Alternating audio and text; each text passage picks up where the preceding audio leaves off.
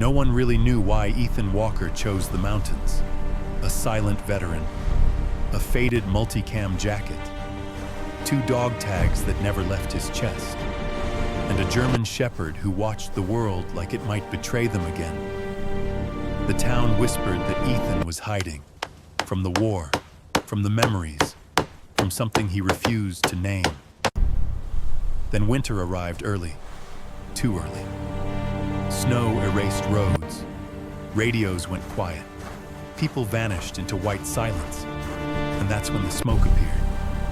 One thin line rising from a place no one should have survived. Those who followed it would discover the truth no one expected.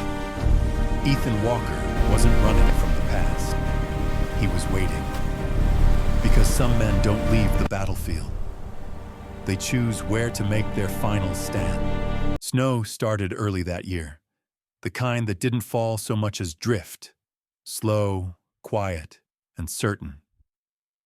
In Redwood Hollow, people treated winter like a neighbor with bad manners, tolerated, complained about, and ultimately expected to leave. They didn't expect a man like Ethan Walker. He rolled into town just after dusk, driving an old pickup that sounded like it had learned to survive by refusing to quit. The headlights washed over storefront windows and a row of parked cars wearing thin caps of ice. No music, no phone calls. Just the soft clack of the heater fan and the steady presence beside him. Rex sat upright in the passenger seat, a brown and black German shepherd built lean and solid. Working muscle, not show dog bulk. His ears stayed straight, alert. His eyes didn't wander. They tracked, measured, stayed locked on Ethan the way a teammate watches a point man in unfamiliar terrain. Rex's collar wasn't a cute leather strap with a jingle tag. It was a tactical collar, thick and purposeful, with Rex printed clean and bold. Equipment, not decoration. Ethan parked and sat for a moment with both hands resting on the steering wheel like he was waiting for permission from an invisible chain of command. He wore a faded multicam jacket, the fabric softened by years and weather. A U.S. Army veteran cap sat low on his brow. Around his neck hung 2 dog tags, the kind that didn't announce anything unless you already knew how to listen. On his wrist, a big black military-style watch, scuffed at the bezel, the face catching the streetlight like a dull coin. His eyes were the thing people remembered later. Distant, heavy, steady, like they were still tracking something far beyond the line of snowy pines. Not cold, not angry, just far away. Ethan stepped out into the bite of the air. Rex jumped down without being told, landing softly, then pausing, nose testing the wind, shoulders squared, scanning the dark like it held a question. Ethan didn't pet him, didn't speak. He simply touched 2 fingers to the collar for half a second. A silent check-in. We're good. They walked into Murphy's General Store, the bell above the door ringing bright and cheerful in a way that felt almost rude against the quiet of winter. Warmth rolled over them.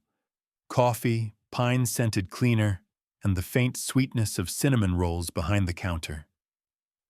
A few heads turned, a few voices got smaller. Not fear. Just the reflex a small town has when something unfamiliar enters its routine. Ethan moved like a man trained to keep his hands visible without thinking about it. He didn't hunch, didn't puff up. He just existed in a controlled, careful way. Rex sat at Ethan's left boot the moment they stopped. Posture perfect, tail still, eyes scanning with a calm intensity that made people rethink leaning too close. Behind the counter stood Walt Murphy, late 50s, thick forearms, the kind of man who had spent his life lifting heavy things and calling it character. His gaze flicked to Rex, then to Ethan's hat, then away like he didn't want to stare and didn't know where to put his curiosity. "Evening," Walt said. Ethan nodded. Evening. One word. Nothing extra. He started setting items on the counter with spaced-out precision. Salt, dry beans, flour, matches, batteries, a hand-crank radio, wire, nails, a hatchet, a small propane heater, and 3 packs of emergency fire starters that looked like the kind people only bought when they didn't plan on calling anyone for help. Walt's eyebrows lifted slightly. Stocking up. Ethan's gaze didn't waver. Winter. A man near the coffee station laughed. Not loud, just enough to tell the room he wanted an audience. You that guy headed up Granite Ridge? He asked. Baseball cap. Belly that said comfort. Voice that said certainty. Heard you're building a cabin up there by yourself. Ethan didn't look at him. He didn't need to. He could feel the stare like a heat source.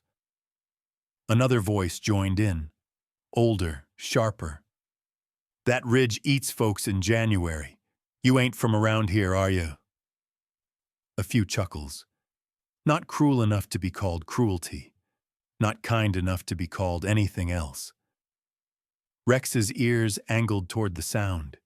His body didn't lunge, didn't bristle, but the room changed anyway. Something about the dog's attention made the laughter lose its confidence. Ethan rested 2 fingers on Rex's collar again. A quiet correction without a scene. Rex's tail swept once. He sat. He watched. He waited. Walt cleared his throat, uncomfortable. You got family in town? Ethan paused as if the word had to travel a long distance to reach him. Not here, he said. You got a place to stay? At least until the weather. Ethan's gaze drifted to the window where snow had thickened. Flakes moving sideways now. The forecast had been warning about a front dropping down from Canada, but forecasts were just stories until they turned real. Working on it, Ethan said. Walt rang up the supplies. That dog's yours? Ethan's hand settled on Rex's head, firm and brief, more like a soldier checking gear than a man seeking comfort. He's my partner. The word landed heavier than it should have. Even Walt seemed to feel it. He bagged the last items and slid them across. Just be smart up there. Ethan nodded. That's the plan. Outside, the cold hit like a slap. Ethan loaded the truck bed methodically, ratcheting straps until the supplies were cinched down like they might be tested by more than wind. Rex hopped into the passenger seat, turned once, then sat upright again, watching Ethan through the windshield. A sentinel waiting for the next move. As Ethan climbed in, he glanced once toward the store. A couple of men stood inside watching through the glass, still smiling like the mountain was about to teach him a lesson they'd already memorized. Ethan didn't hate them. Hate took energy. Hate demanded attention. He just didn't want to be part of their story. He started the truck, the engine shuddering awake, and eased onto the road out of town. The streetlights thinned. Houses fell away. The forest rose up. Black pines and pale snow, the mountains looming like a verdict. Rex stayed quiet. Ethan stayed quieter. As the road climbed, the world changed. Cell signal vanished. Tire tracks became the only language. Snow thickened, swallowing sound. The trees pressed in close like they were trying to listen. Ethan's shoulders loosened a fraction. He didn't come up here because he wanted to prove anything. He didn't come up here because he wanted to be alone either. Not in the dramatic way people said it. He came up here because the quiet felt honest. In the quiet, nobody asked him to perform recovery. Nobody expected him to smile on command. Nobody tried to tidy his past into something easy to digest. The turnoff to the ridge was barely marked. Just a narrow break between snowbanks and a weathered wooden post listing trail rules that nobody read unless something went wrong. Ethan drove until the pickup couldn't go farther. He stepped out into deeper snow, boots crunching. The air was thin and clean, cold enough to sting his lungs like it was scraping him down to what was real. Rex jumped down, immediately circling, nose low, reading the ground. Deer, fox, old campfire ash, and something else. Faint, distant, not a threat yet, just a reminder that the wilderness didn't care about opinions. Ethan walked into the clearing he'd chosen weeks earlier. A half-frozen creek cut through it, stones showing like knuckles beneath a sheet of ice. Tall pines leaned in around the perimeter, a natural windbreak. Imperfect, but better than open exposure. He set the first tarp down in the snow like it was a flag he didn't need anyone to salute. Then he looked at Rex. The dog's eyes met his. Not pleading, not asking, just present. Ethan's voice came out low, calm, almost swallowed by the wind. "All right," he said. "So we build." And for the first time since he left the highway behind, the silence didn't feel like emptiness. It felt like a beginning. The first night on Granite Ridge didn't feel dramatic. It felt honest. Snow whispered through the pines and settled into the clearing like ash. The creek spoke in small, muffled cracks beneath its skin of ice. The world was so quiet Ethan could hear his own breath, steady in, steady out, like a metronome reminding him he was still here. He didn't sleep much. He never did. Not the way other people meant it. Sleep was something that arrived in short pieces, like mail delivered to the wrong address, but he rested. And that was enough to start. Before dawn, Ethan rose without an alarm. His body still ran on old programming. Wake early, move with purpose, don't waste daylight. The cold grabbed him the second he unzipped the tent flap. It slid under his clothes and up his spine like a hand searching for weak points. Rex was up instantly. No stretch, no yawn, no lazy shake. The German shepherd simply opened his eyes and became alert, ears standing tall, head lifting to test the air. He stepped out behind Ethan and circled the perimeter with silent steps, nose low, tail level. Snow dusted his fur and melted into darker patches along his back. Ethan watched him for a moment and felt something small loosen inside his chest, an emotion he didn't name, because naming things made them real, and real things could be taken away. He set the kettle over a tiny camp stove and waited for the water to warm. The flame made a soft hiss in the cold, like a match stubbornly refusing to die. Ethan drank without tasting. Calories and heat were logistics, not comfort. Then he got to work. He paced the clearing like a man checking a site for hazards. The ridge to the north cut the wind, mostly. The pines tightened the air, softened gusts, and offered a ceiling of branches that would catch some snow before it hit the ground. The creek, half frozen, meant water, if he could keep it accessible. He'd chosen this spot because it was practical, not because it was pretty. Ethan pulled on his faded multicam jacket, the fabric stiff from cold. His 2 dog tags tapped softly against his chest when he moved. The big black watch on his wrist felt heavy, reassuring, the way weight does when you've learned to measure time like a resource. He laid out tools with quiet precision. Hatchet, folding saw, spade, rope, wire, nails, a level, and a roll of tarp that sounded like stiff paper when he unrolled it. Rex watched, head tilted slightly, as if the arrangement itself mattered. Ethan didn't talk much, but he did speak to Rex the way some men spoke to a radio. Brief, calm, no extra. "Stay close." Rex's ears flicked once. "Copy." Ethan marked the cabin footprint with stakes, using the creek stones as reference points. He wasn't building anything fancy. A single-room structure with a small hearth, a sleeping area, storage shelves, and enough insulation to keep the cold from taking over. He chopped saplings and stripped branches, the hatchet's bite ringing sharp in the morning. Each swing was deliberate, clean and controlled. The blade's rhythm became a steady drumbeat that pushed thoughts back into the far corners of his mind. Work was the best kind of quiet. Work didn't ask questions. Work didn't replay old scenes in high definition. Rex moved in slow circuits, checking the tree line, pausing to sniff the wind. Every so often, he returned and sat near Ethan's tools, like he was guarding the plan itself. By midday, Ethan's gloves were stiff with frost.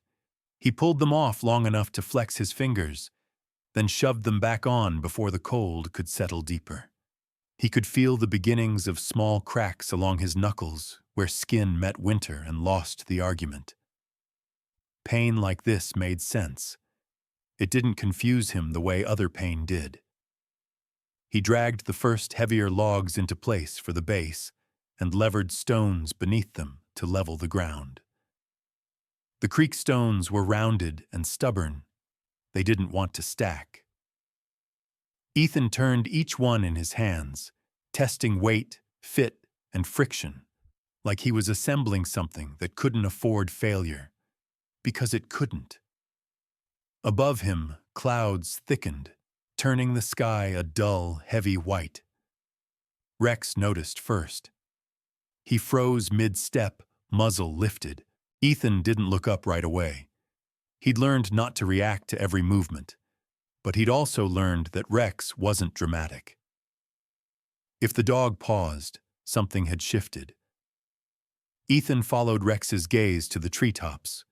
The wind was changing, not stronger exactly, different. It threaded through the branches with a sharper tone, like a wire drawn tight.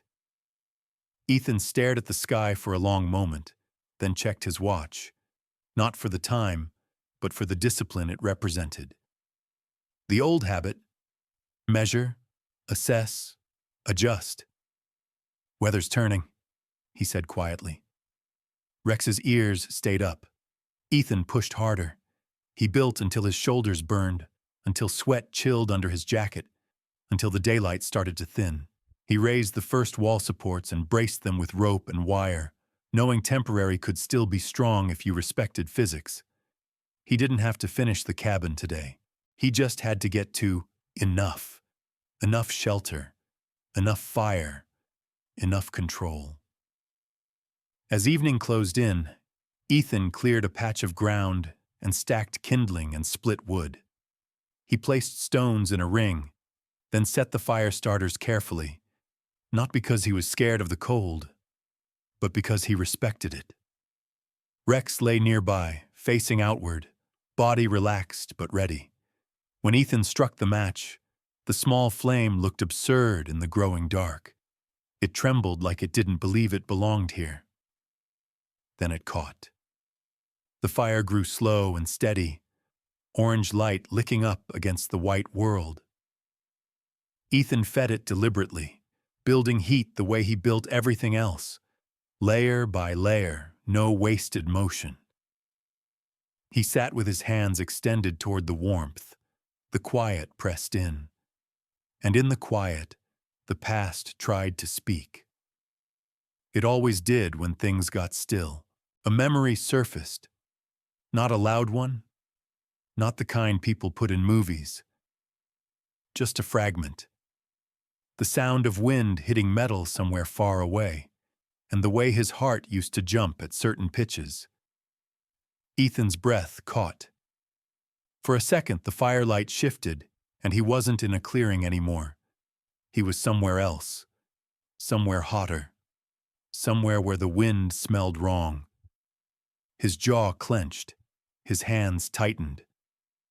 Rex moved immediately. The dog got up and stepped close, pressing his shoulder against Ethan's knee. Solid, warm, real, not a demand, not a plea, a boundary, a reminder. You're here. Ethan's breathing slowed as he matched Rex's steady rhythm. In, out, in, out. He rested his hand on Rex's tactical collar, fingers finding the stitched letters. Rex. A name that stayed. A presence that didn't vanish when Ethan blinked. Good, Ethan murmured. Rex's tail swept once against the snow. Ethan fed the fire again and let the silence settle into something less threatening. He wasn't cured. He wasn't better in any neat, inspirational way. But he was functioning, and for him, that mattered. Later, he ate a simple meal. Beans warmed over the flame, a piece of jerky, a handful of nuts. He drank water he'd melted from snow, careful about wasting fuel. He didn't indulge in comfort. Comfort was a luxury he didn't trust. Before turning in, Ethan stepped out into the clearing. The sky had closed further. Clouds pressed low, swallowing the stars. Snow began to fall in thicker sheets, the flakes larger, heavier. The wind shifted again, just enough to carry a faint, unsettled sound through the trees. Rex joined him, standing at Ethan's side, ears forward. Ethan scanned the ridgeline as if he could read weather like he used to read terrain. He couldn't see much, but he could feel it. The air had changed the way a room changes before an argument. Ethan looked down at Rex. Rex looked up at him. No fear in the dog's eyes. Just readiness. Ethan exhaled. Tomorrow, he said, voice low. We build faster. He turned back toward the tent, then paused and adjusted his plan. Quietly, instantly, like someone who had learned that survival was rarely about brute strength and almost always about timing. He banked the fire, stacked extra wood under tarp, and tightened every strap he could find. He anchored things that didn't look like they needed anchoring, because he'd lived long enough to know looks didn't matter when the world decided to test you. When he finally lay down, Rex curled along the tent wall, facing the entrance, a warm barrier between Ethan and the night. Outside, the forest listened, and somewhere beyond the trees, winter gathered its breath. The storm didn't arrive like an announcement. It arrived like a decision already made. By morning, Granite Ridge had vanished into white. The trees stood closer than they should have, their outlines blurred, their branches bowing under new weight. Snow didn't fall straight down anymore. It moved sideways, driven by a wind that scraped across the clearing and found every weakness Ethan had tried to hide. Ethan was awake before the light changed, sitting upright in the tent with his boots already on. That too was old training. Rex lay just inside the entrance, body stretched but alert, ears twitching at every shift in sound. Snow rattled softly against the fabric walls, a steady whisper that felt less like weather and more like pressure. Ethan checked his watch. Not because time mattered, time always did, but because habit grounded him. The numbers were clear, the face steady. The world outside was not. He pushed the tent flap open and stepped into the storm. Cold hit him hard, fast, and deep. It slipped past fabric, past skin, past muscle, and went straight for bone. The wind stole his breath for a second, then gave it back like it was doing him a favor. Visibility was maybe 30 feet. Beyond that, the forest dissolved into motion. Ethan scanned the clearing automatically. The stacked wood still held. The tarp flapped but stayed anchored. The first wall supports of the cabin leaned but hadn't shifted. Not good. Not bad. Enough. Rex followed him out and stopped short, nose lifted, ears locked forward. Snow clung to his muzzle and whiskers, melting and freezing again in small crystals. Ethan didn't need to ask. What is it? Rex didn't answer. He didn't need to. The dog took 3 slow steps forward, then paused, staring into the white where the trees should have been clearer. His posture changed. Not tense, not aggressive, but precise. Focused. Ethan felt it then. Not fear. Awareness, something in the storm wasn't moving the way storms moved. He tightened his jacket and turned back to the work that couldn't wait. The cabin frame creaked as the wind pressed into it, testing joints and knots like curious fingers.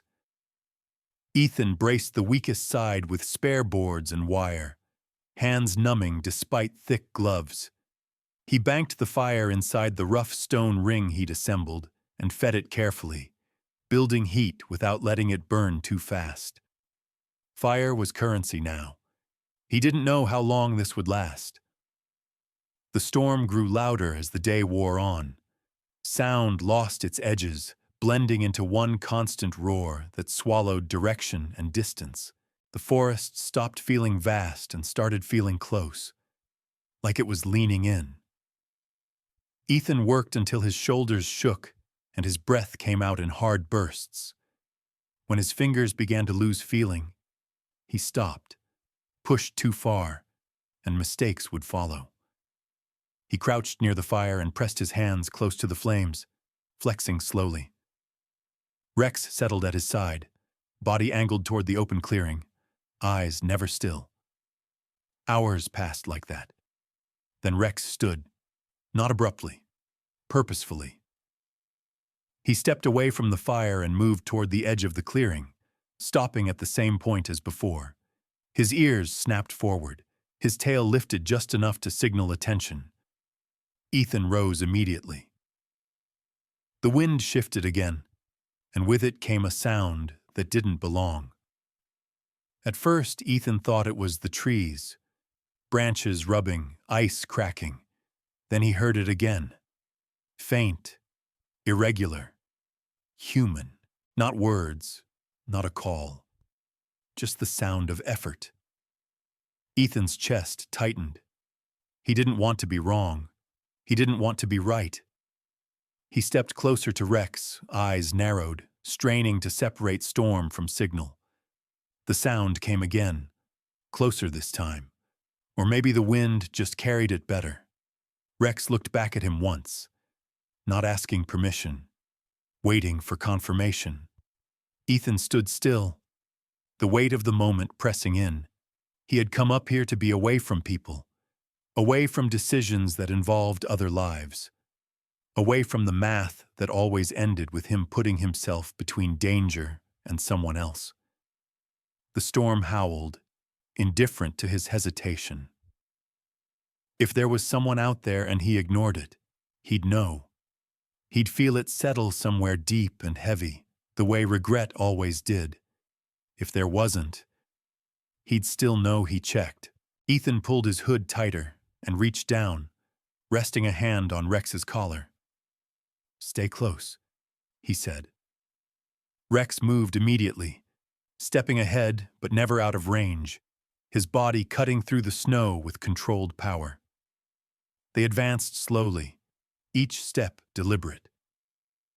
Ethan counted his breaths, his steps, his options. The white pressed in on all sides, disorienting and loud. He kept the clearing behind him as an anchor point, memorizing angles and shapes the way he'd once memorized exits. Then he saw it, a shape that didn't move like a tree. It staggered.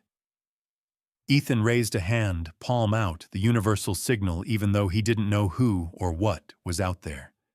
"Hey," he called, voice low but firm, pushing through the wind. "Over here."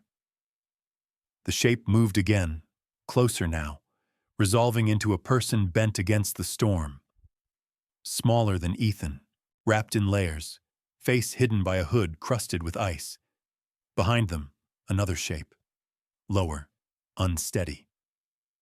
Rex surged forward 2 steps, then checked himself, looking back at Ethan. "Go," Ethan said. Rex moved fast but controlled, stopping just short of the figures and circling once, nose working, body angled to block the wind. The person nearest Ethan looked up. A woman, early 30s maybe. Her face was raw from cold, skin pale and tight. Snow clung to her lashes. Her eyes were sharp with exhaustion and relief tangled together. "I saw the smoke," she said, voice hoarse but steady. "Please." The second figure shifted. A child bundled so heavily he looked more like a collection of coats than a person. He made a small sound, barely audible over the wind. Ethan didn't hesitate. "Inside," he said, the word cutting clean through the storm. "Well, now." He took the child first, lifting carefully, feeling how light he was beneath the layers. Rex pressed close immediately, positioning himself on the windward side, body radiating heat. The woman stumbled once, caught herself and followed, boots dragging through deep snow.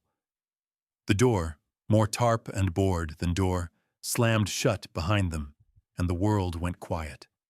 Not silent, contained. Warmth from the fire rushed in waves. The woman sagged to her knees, breath shaking. The child whimpered softly. Ethan moved with practiced efficiency. Blankets first, dry layers next, warm water in small sips.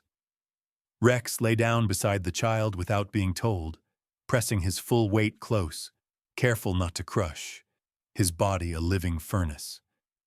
The child's breathing eased almost immediately. The woman watched, disbelief flickering across her face. "Good dog," she whispered. Rex glanced at Ethan. Ethan nodded once. The woman introduced herself as Lena, her words clipped by cold and fatigue. She explained they'd been hiking a marked trail before the weather turned faster than expected.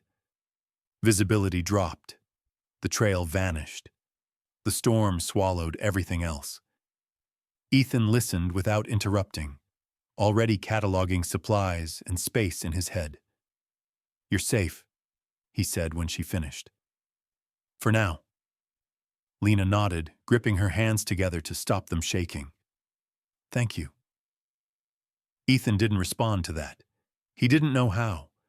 He fed the fire again and checked the seams of the cabin, sealing what he could.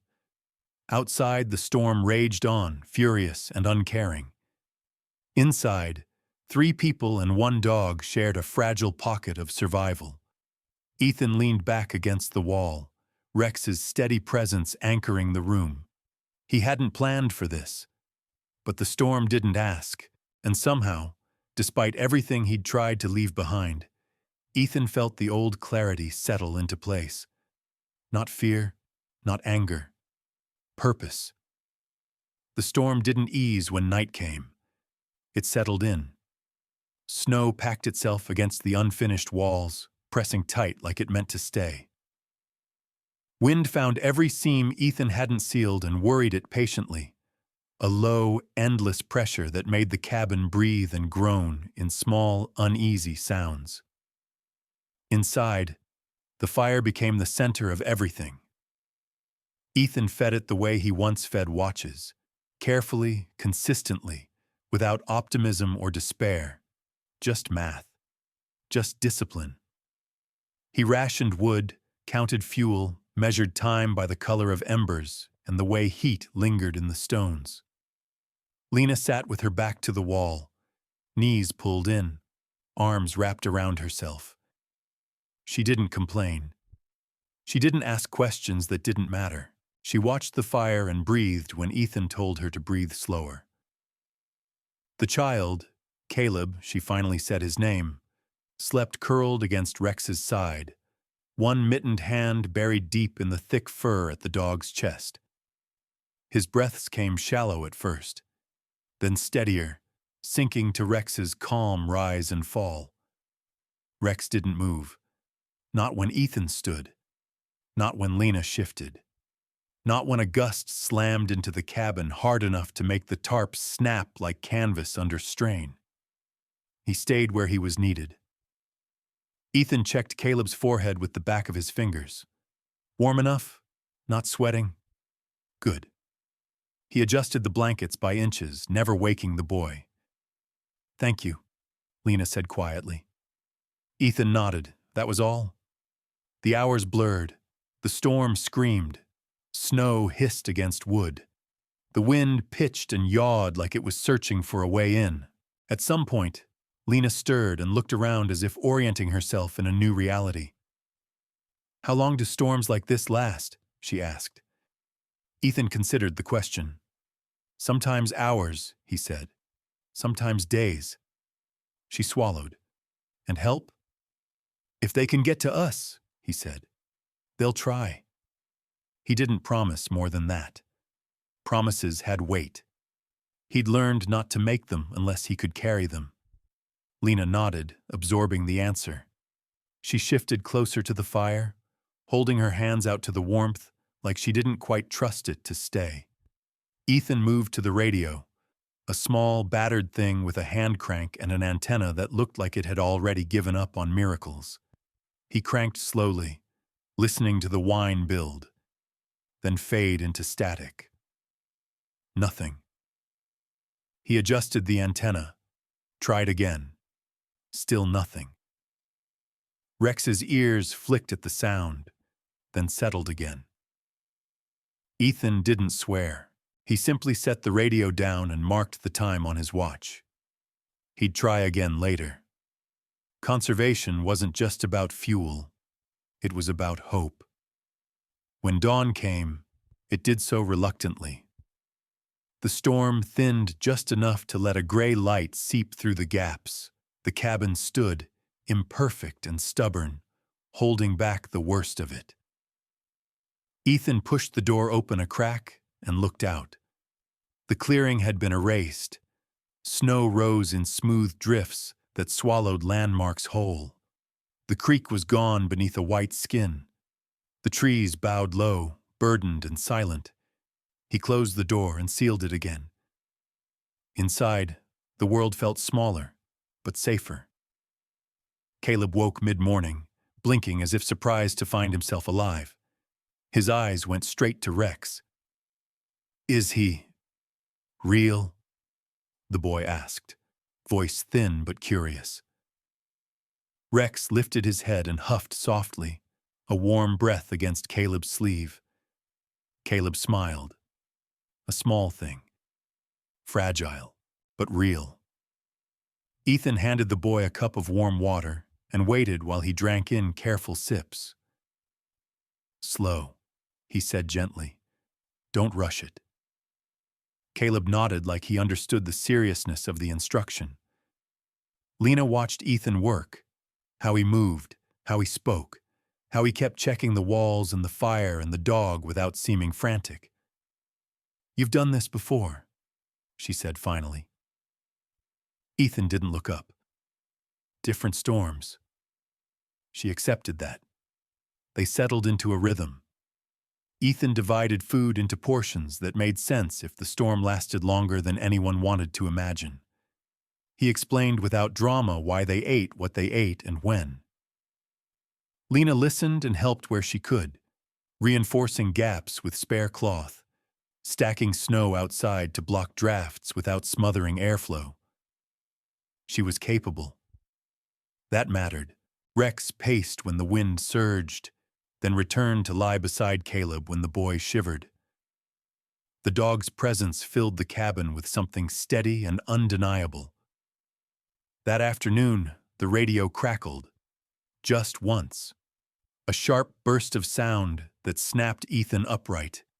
He crossed the cabin in 3 steps and cranked hard, steady, patient, static, then faint, distant, human. Any station, repeat. Ethan leaned in. This is Ethan Walker on Granite Ridge, he said, voice calm, measured. We're sheltered. 3 people, 1 dog, storm ongoing. The signal wavered. Copy, stand by. Then it was gone. Lena stared at him, hope flaring and tempering all at once. They heard you. Maybe, Ethan said. It means they're close enough to try. He didn't let himself believe more than that. Night fell again, heavier this time. The storm returned with renewed force, as if offended by the intrusion of human voices. Wind tore at the cabin. Snow forced its way through seams Ethan had already sealed. The fire struggled. Ethan fed it carefully, calculating burn rates like a man counting down something precious. At one point, the sound outside shifted pitch, and Ethan's breath hitched. The wind roared, and for half a second it wasn't wind anymore. It was something older, something louder, something that lived in memory. His hands clenched. Rex reacted instantly, rising and pressing his muzzle against Ethan's chest, breathing slow and deliberate. In, out, in, out. Ethan matched him, grounding himself in the warmth and weight of what was real. Easy, he murmured. The word was for both of them. The storm spent itself slowly, hour by hour, like an argument running out of anger. By morning, the wind softened. The snow fell straighter. When Ethan opened the door again, light spilled in like forgiveness. The world outside was battered but intact. Tracks appeared in the distance. Faint, half-buried, but unmistakably human. Ethan stared at them for a long moment, then turned back inside. "They're coming," he said. Lena exhaled, long and shaking, and pulled Caleb closer. Rex stood tall, ears forward, eyes bright. The cabin had done its job. So had they. The tracks didn't come closer right away. They lingered at the edge of visibility, half swallowed by drifting snow, like the storm itself was deciding whether to give them back or erase them again. Ethan studied them from the doorway, memorizing angles and depth, the way the snow had collapsed inward at each step. Someone had been careful. That meant professionals, or people trying very hard not to die. Ethan closed the door and sealed it again. He didn't rush outside. He didn't wave or shout. The ridge was still unstable, and noise carried unpredictably in weather like this. He turned back to Lena and Caleb. "They'll come when they can," he said. "We don't make this harder." Lena nodded. She trusted that tone now. It wasn't comforting exactly, but it was solid. Caleb sat cross-legged near the fire, wrapped in blankets that made him look smaller than he was. He leaned into Rex's side, fingers buried deep in the dog's fur like he was holding on to a promise. "Is he going to stay with us?" Caleb asked quietly.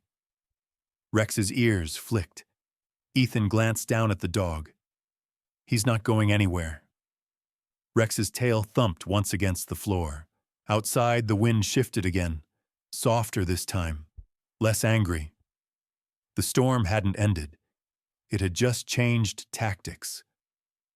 Snow fell steady and thick, dulling sound, muffling distance. Ethan checked the radio once more. Static, then faint. "Walker, this is Ridge SAR, if you can hear." Ethan leaned in. "I hear you," he said. "Signal's weak." "Copy, conditions still bad. Approaching on foot. Smoke helps. Don't risk exposure." The signal cut. Lena's shoulders sagged with relief. "They're coming." "Yes," Ethan said, "but not fast." He didn't say the rest, and not safely if we get careless. Ethan prepared what he could. He fed the fire enough to build visible smoke without draining reserves. He cleared snow from the chimney and reinforced the tarp at the windward wall. Rex shadowed his movements, never in the way, always ready. When the smoke began to rise thicker, Ethan watched it from outside, squinting through the gray. It drifted upward, stubborn and dark against the white. A signal. A gamble. He stepped back inside and sealed the door. Hours passed. The cabin creaked but held. The fire burned steady. The storm continued its long argument with the forest. Then Rex stood. This time, his reaction was different. No tension, no warning growl, just alert recognition.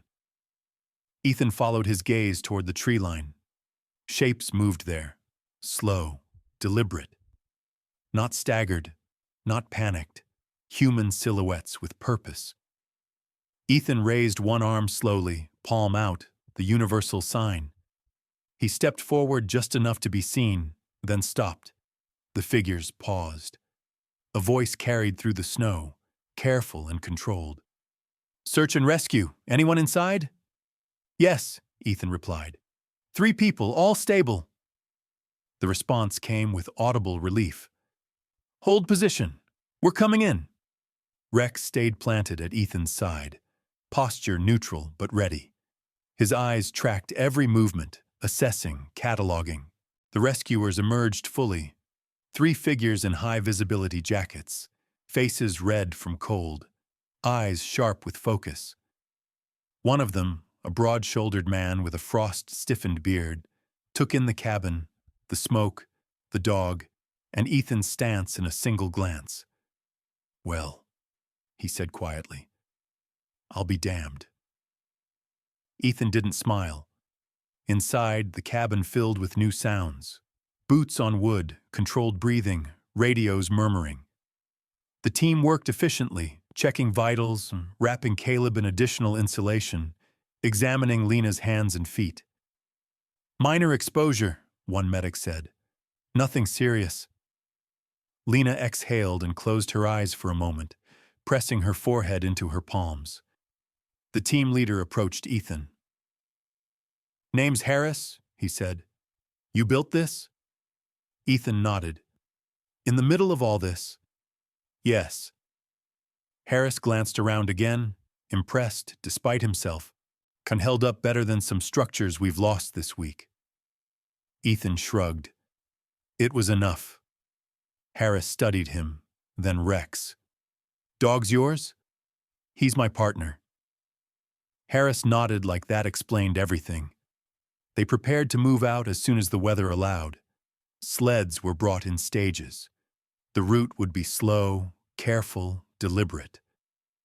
Before they left, Lena stepped toward Ethan. "I don't know how to thank you," she said, voice thick.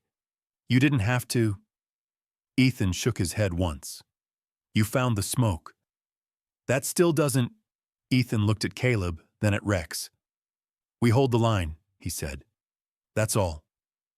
Caleb hugged Rex one last time, burying his face into the dog's fur. Rex stood still, patient, accepting the weight. When the cabin door finally closed behind the rescue team, the silence returned. Different now. Not empty. Earned. Ethan fed the fire once more and sat down heavily on a crate, exhaustion settling into his bones. Rex lay beside him, head on Ethan's boot.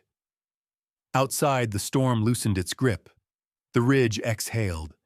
Ethan rested his hand on Rex's collar, feeling the steady pulse beneath. They had held. The storm didn't leave all at once. It loosened its grip slowly, like a hand deciding whether to let go or squeeze again. Snow still clung to the trees in heavy silence, and the sky remained the color of old steel. But the wind had softened, and the forest no longer sounded angry, just tired. Ethan woke before dawn. He always did. Rex lifted his head the moment Ethan's boots touched the floor. No bark, no movement beyond that. Just awareness. Ethan stepped outside and breathed in air so cold it felt clean. The world looked altered, scraped down to essentials. The ridge was scarred but standing. The cabin remained upright, smoke rising in a thin, stubborn line. He studied the clearing the way he once studied terrain overseas, not for danger now, but for truth. They had survived. That mattered. By mid-morning, the first sign appeared. Tracks. Not the frantic kind from the storm. These were measured. Snowshoes. Deliberate spacing. Ethan watched from a distance, Rex at his side, posture neutral but alert. He didn't step forward until the figures made themselves known. "Ethan Walker?" The voice was unfamiliar. Male. Calm. "Yes." A man in a county jacket approached, hands visible, breath fogging. He looked around with open admiration, not judgment. "Name's Mark Halverson," he said. "County Emergency Coordination. We've been trying to reach you." Ethan said nothing. Mark glanced at Rex, then back to Ethan. "You don't come into town much." "I come when I need supplies." Mark nodded. "Figured." He hesitated, then continued. "What you did up here, it didn't go unnoticed." Ethan's jaw tightened slightly. "I didn't do it for that." "I know," Mark said quickly. "That's kind of the point." He gestured vaguely toward the cabin. "People talk, but not like before." That caught Ethan's attention. Mark continued carefully. "When someone survives something like that, it changes the tone." Ethan looked past him, toward the trees. He had never built this place to be seen. "I'm not interested in attention," Ethan said. Mark smiled faintly. "That's obvious." He shifted his weight. "Still, storms like this aren't rare anymore. Trails are unpredictable. People get caught. And you've got a structure that holds, skills that matter, and a dog who seems smarter than half our equipment." Rex's ears flicked. Ethan didn't respond. "I'm not asking you to join anything," Mark added. "Just letting you know. If someone knocks on your door again, it won't be because they underestimated you." Mark took a step back. "Radio coverage will improve soon. I'll leave batteries here." He placed a small package on the crate near the door. "Stay warm," he said, then turned and left, his tracks already beginning to disappear. Silence returned, different this time. Rex sat beside Ethan, watching the forest reclaim itself. "They know," Ethan murmured. Rex didn't react. He already had. The days that followed were quieter, but not empty. A snowmobiler appeared one afternoon, engine cutting out near the clearing. Lost, cold, embarrassed. Ethan let him warm up, fed him soup, and sent him on his way with directions and no questions. 2 days later, an older man arrived on foot, limping badly. He'd twisted his knee trying to reach a ranger station before the storm remnants returned. Ethan treated it with practiced efficiency, splinted it well enough, and kept him overnight. Word traveled, not fast, but steadily. Ethan didn't advertise. He didn't invite. He didn't ask. He simply didn't turn people away. At night, he noticed something else changing. The dreams still came, but they didn't grip him the same way. When he woke, it was to the sound of wind in trees, not echoes of another place. Rex slept closer now, no longer guarding the door so rigidly. The cabin felt less like a bunker and more like a shelter.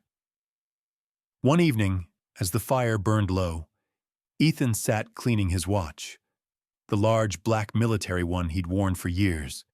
The glass was scratched, the band worn thin, still ticking. Rex watched him, head tilted slightly. "You ever think about stopping?" Ethan asked quietly. Rex blinked. Ethan nodded. "Me neither." A week after the storm, a familiar figure appeared at the edge of the clearing. Lena. She moved more confidently now, pack balanced, posture steady. When she saw Ethan, she stopped and raised a hand, not waving, just acknowledgement. "Hope it's okay," she said when she approached. "Didn't want to surprise you." Ethan nodded. "You didn't." She smiled faintly at that. "I brought supplies," she said, setting the pack down. "Medical station insisted." Ethan glanced at it. "You didn't have to." "I know," she replied. but I wanted to. They stood in silence for a moment, comfortable but careful. Caleb wasn't with her this time. He's back in school, she said, anticipating the question. Won't stop talking about Rex. Rex's tail gave one slow sweep. Lena crouched and rested a hand briefly on the dog's shoulder. Rex accepted it without moving. You changed something up here, she said softly. Ethan stared at the firewood stacked neatly against the wall. I didn't mean to. That's usually how it happens, Lena replied. She didn't stay long. She never pushed. When she left, the forest closed behind her like it always had, but now it felt less final. That night, Ethan reinforced the lean-to he'd been building, widening it just enough to shelter more than one person. He added hooks for extra blankets, a second bench. Preparation, not invitation. Rex supervised from the edge of the clearing, ears alert, posture calm. As the sun dipped low, Ethan stepped back and studied the structure. It wasn't a fortress. It wasn't a message. It was simply there. And somehow, that felt like enough. Ethan rested a hand on Rex's collar, fingers brushing the engraved name. They hadn't gone looking for a new purpose, but the silence had learned their names anyway. The weather turned without warning. Not into a storm like before. No roaring wind, no blinding white, but into something more dangerous. Uncertainty. Low clouds rolled in and refused to move. Temperatures dropped just enough to make mistakes costly. The kind of conditions that didn't scare people away, only slowed them down until it was too late. Ethan noticed the change before the radio did. The air felt wrong, heavy. Sound carried farther than it should, then vanished entirely. Snow underfoot had softened, then refrozen into a treacherous crust. Rex sensed it too.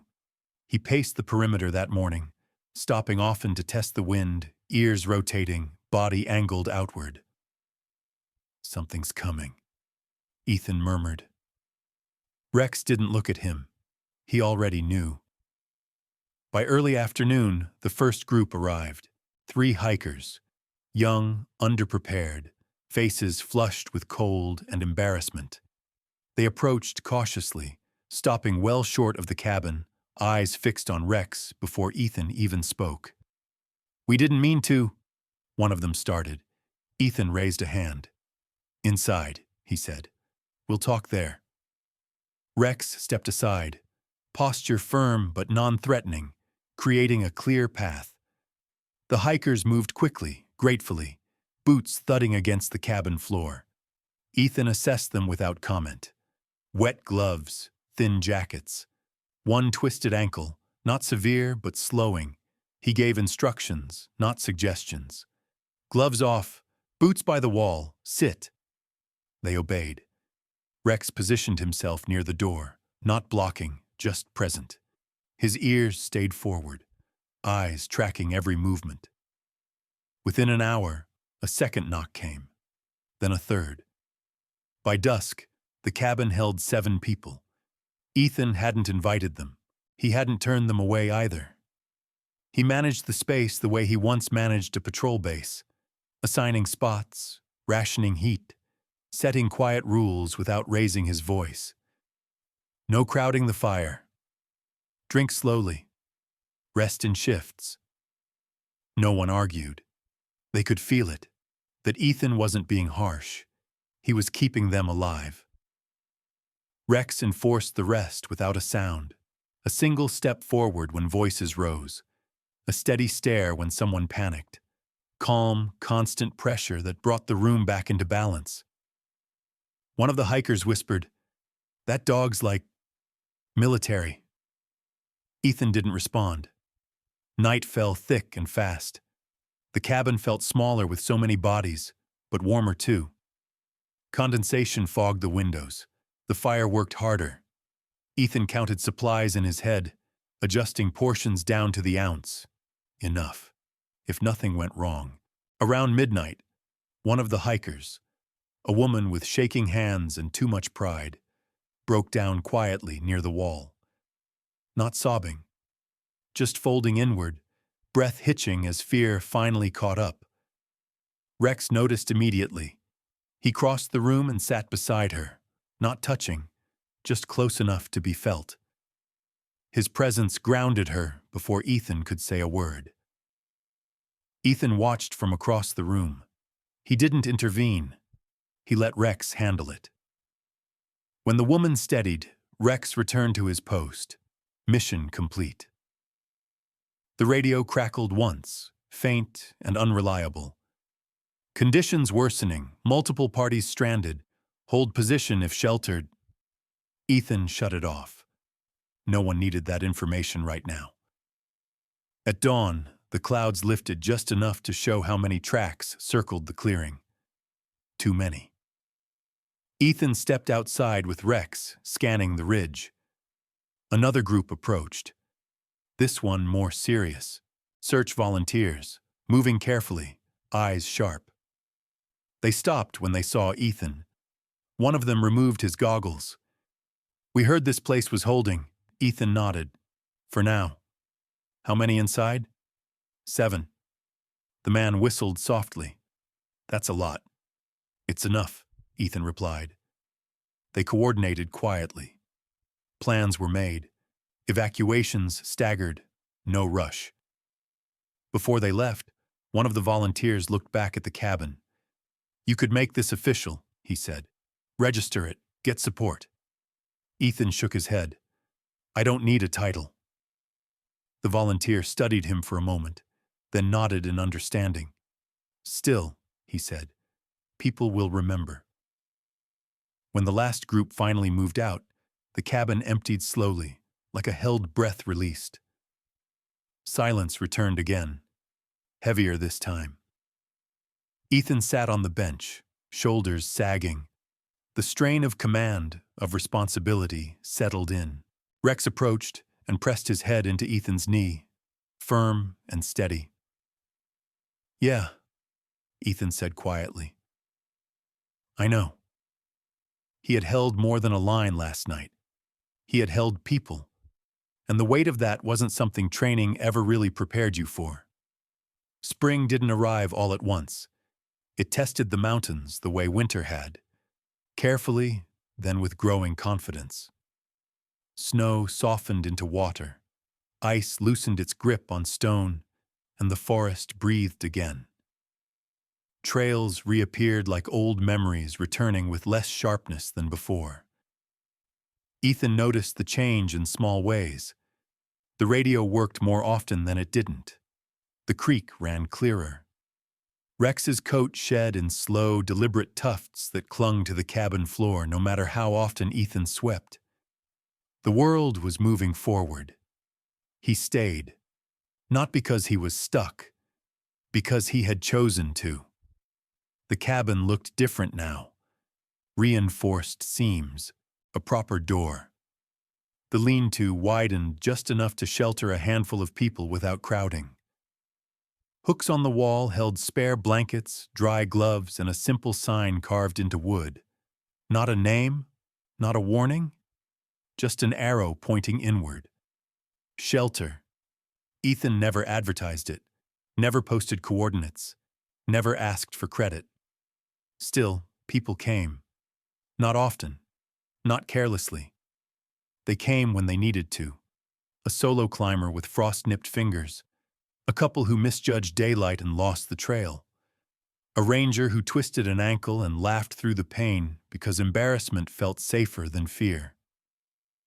Ethan gave them warmth, quiet instructions, and time. Rex gave them steadiness. No one stayed longer than necessary. No one asked questions Ethan didn't offer to answer. That was the balance. One afternoon, a familiar engine sound echoed faintly through the trees. Ethan looked up from splitting wood as a county truck pulled into the clearing and stopped at a respectful distance. Mark Halverson stepped out, hands in his pockets, boots crunching softly. "Hope this is still okay," he said. Ethan nodded. It is. Mark glanced around. You've been busy. Not really. Mark smiled at that. We're formalizing some routes, emergency markers, safer maps. He hesitated. Your place comes up. Ethan set the axe down and leaned it carefully against the stump. I'm not running a station, he said. I know, Mark replied. We're not asking you to. He pulled a laminated card from his jacket and placed it on the crate near the door. A simple frequency. A call sign that wasn't official, but recognized. If you hear something you need to pass along, Mark said, this'll reach us faster. Ethan studied the card, then nodded once. Mark took that as a win. Town wanted me to say thank you. Ethan didn't respond. They also wanted me to say, Mark added gently, that you're welcome, anytime. Ethan met his eyes. I know. Mark left without ceremony. That evening, Lena arrived again, this time with Caleb. The boy had grown more confident, voice louder, steps surer. He stopped short when he saw Rex, eyes lighting up like something inside him had found its place again. Rex waited. Caleb approached slowly, hand out, exactly the way Ethan had shown him weeks ago. Rex accepted him. Lena watched from a distance, smiling softly. Caleb knelt and pressed his forehead briefly against Rex's chest, then pulled back, grinning. He remembers me. Rex's tail gave one measured sweep. He does, Ethan said. They sat outside as the sun dipped low, the forest washed in amber and green. Caleb talked about school. Lena talked about work. Ethan listened. He didn't add much. He didn't need to. When it was time to leave, Lena lingered. You could come down sometime, she said carefully. Not for anything official, just coffee. Ethan considered it. Maybe, he said. She nodded, understanding the weight of that word. After they left, the forest settled into evening. Birds quieted. Wind softened. Ethan sat on the cabin step, Rex beside him, collar warm under his hand. I didn't plan this, Ethan said quietly. Rex breathed. I just wanted quiet. Rex shifted closer. Ethan nodded to himself. Turns out quiet doesn't mean empty. The sun disappeared behind the ridge, leaving the sky wide and calm. Ethan stood and went inside, lighting the fire more out of habit than need. The cabin glowed softly, a steady presence against the dark. Later that night, the radio crackled. Not urgent, not sharp. Just a voice checking in. Ethan listened, then responded. Walker here, he said. All clear. Rex lifted his head, ears forward, then relaxed again. The line was open. The night passed without incident. Ethan slept. Deeply. In the morning, he woke to light spilling through the window, Rex already awake, watching the door. Nothing urgent waited. Nothing demanded. Ethan pulled on his faded multicam jacket, adjusted the old U.S. Army veteran cap, the twin dog tags resting quietly against his chest. The watch on his wrist ticked on, steady and reliable. He stepped outside. The mountains stood where they always had, unchanged, patient, vast. Ethan didn't salute them. He didn't need to. He had found his place among them, not as a hero, not as a symbol, just as a man who held the line when it mattered and knew when to let the world move again. Rex stood at his side, ears upright, eyes forward, still on watch. Always.